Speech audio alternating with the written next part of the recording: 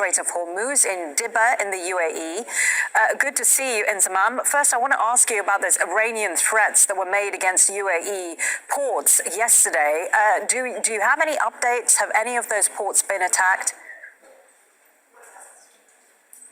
Well, it was a stark warning that came from the Iranian military yesterday, specifically telling not just the UAE as a whole, but its residents to evacuate areas like ports, like docks, and also US military sites across the UAE, specifically telling people to leave those areas because missiles and drones were incoming. Overnight, we have seen a number of threatened attacks towards the UAE. We saw that the Ruwais oil refinery in Abu Dhabi was targeted. The Al Dhafra air base was also targeted, but it seems that the UAE missile defense systems have kicked in and ensured that there hasn't been any attacks on the ground or any destruction on the ground. But like I said, it was a very stark warning that came from Iran yesterday, one that actually, I think, rocked the UAE because they were unhappy about how Iran had singled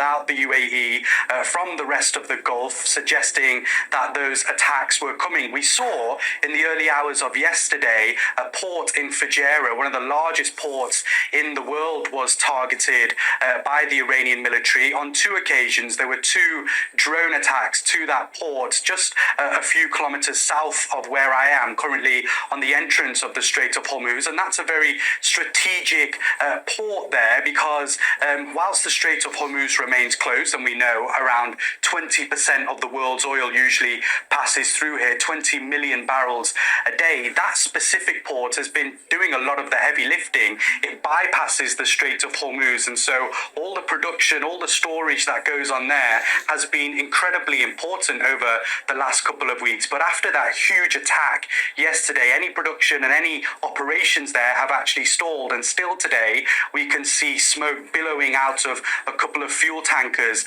which were targeted. But in terms of the UAE response, well, they've, like I said, been pretty angry over the last 24 hours for Iran singling out the UAE. We heard directly from the UAE president's diplomatic advisor, Anwar Gargash, and he said that there is no such UAE aggression on Iran and that the Iranian policy is confused, that their arm is misdirected and it's lost its compass. He also said that the UAE continues to prioritize reason and logic, maintaining restraint and seeking an exit for Iran in the region. I think that's a denial that there has been any UAE involvement on attacking Iran, not necessarily ruling out that perhaps the US have used bases in the country and the wider Gulf to actually target Iran, particularly that attack on Kaj Island, which we know has caused a lot of anger inside Iran and retaliation to the UAE